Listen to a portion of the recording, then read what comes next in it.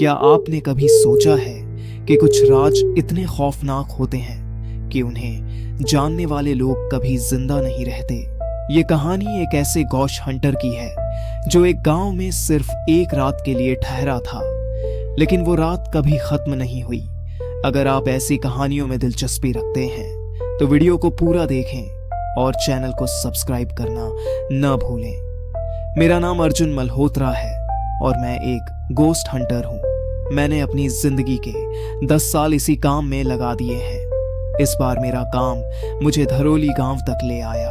ये एक ऐसा गांव जिसके बारे में कहा जाता है कि वहां रात के बाद कुछ अजीब घटता है। मुझे एक पुरानी हवेली की जांच करनी थी, लेकिन रात ज्यादा हो गई और मुझे उसी गांव में रुकना पड़ा। मैं एक पुराने गांव के गेस्ट हाउस में ठहर गया। सब कुछ सामान्य लग रहा था, पर फिर वो पहली मौत हुई। सुबह गांव में हड़कंप मच गया। गांव के ही एक आदमी की रात में रहस्यमयी मौत हो गई थी। कोई जख्म नहीं, कोई निशान नहीं, बस उसकी आंखें फटी हुई थीं, जैसे उसने कुछ बेहद डरावना देखा हो। गांव के लोग डर के मारे कांप रहे थे। मुझे समझ आ गया कि ये कोई आम मौत नहीं थी। मैं गेस्ट हाउस छोड़ने ही वाला था कि एक बूढ़े आदमी ने मुझे रोका। साहब, आप इस गांव में ठहर गए तो मर जाएंगे। ये कोई आम भूत नहीं, ये राजमहल की रूह है। मैंने हैरानी से पूछा, राजमहल की रूह? कौन?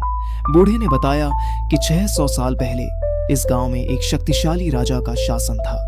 उसकी बेटी राजकुमारी मोहिनी इतनी सुंदर थी कि देवता भी मोहित हो जाएं, पर उसे राजमहल के एक सैनिक से प्यार हो गया। जब राजा को यह पता चला तो उसने अपनी बेटी को कैद कर दिया और उस सैनिक को मरवा दिया। मोहिनी यह सदमा सहन नहीं कर पाई और राजमहल से कूदकर आत्महत्या कर ली। मोहिनी की आत्मा अब भी बदला ले रही है। जिन लोगों ने उसके प्रेमी की हत्या में हाथ था, उनकी संतानों को एक एक कर मार रही है। मैंने पूछा, और अब अगला कौन है? बूढ़े ने कांपते हुए एक नाम लिया, वही आदमी जो गेस्ट हाउस का मालिक है। मैं तुरंत गेस्ट हाउस के मालिक के पास गया, पर देर हो चुकी थी। रात होते ही गेस्ट हाउस का दरवाजा जोर से धड़का। मैंने दरवाजा खोला तो वहां कोई नहीं था। अचानक एक चीख गूंज उठी। जब मैं दौड़कर मालिक के कमरे में पहुंचा तो देखा कि वो मरा पड़ा था, पर इस बार दीवार पर खून से कुछ लिखा था। अभी एक और बाकी है।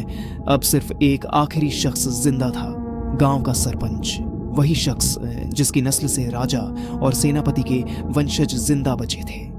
अगर उसे बचाना था तो मुझे मोहिनी की आत्मा को रोकना था।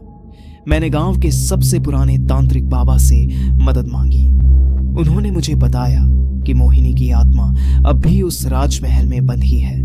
अगर तुमने राजमहल में जाकर उसके अवशेष जला दिए तो वो हमेशा के लिए मुक्त हो जाएगी। पर यह आसान नहीं था, क्योंकि अब मोहिनी मुझे भी मारना चाहती थी। मैं और तांत्रिक राजमहल पहुंचे। माहौल भयानक था। दीवारों पर अजीब चित्र, हर तरफ अंधेरा। तभी एक जोरदार हवा चली और सामने एक साया प्रकट हुआ। राजकुमारी मोहिनी की आत्मा, उसकी आंखें खून जैसी लाल थीं और वो गुस्से से चिल्लाई, तू भी मरने आया है अर्जुन। मैंने बिना समय गंवाए उसके अवशेषों पर तेल डाला और आग लगा दी। आत्मा जोर जोर से चीखने लगी। पूरा महल हिलने लगा। तांत्रिक मंत्र पढ़ते रहे और आखिरकार मोहिनी की आत्मा राख में बदल गई। गांव पर से श्राप हट गया था और मैं एक बार फिर जिंदा था। तो दोस्तों, ये थी राजकुमारी मोहिनी की सच्ची कहानी। क्या आपको लगता है कि आत्माएं वाकई होती हैं? अपनी राय कमेंट में जरूर बताएं। अगर आपको यह कहानी पसंद आई हो तो वीडियो को लाइक करें और चैनल को सब्सक्राइब करें, ताकि हम और भी रोमांचक कहानियां ला सकें।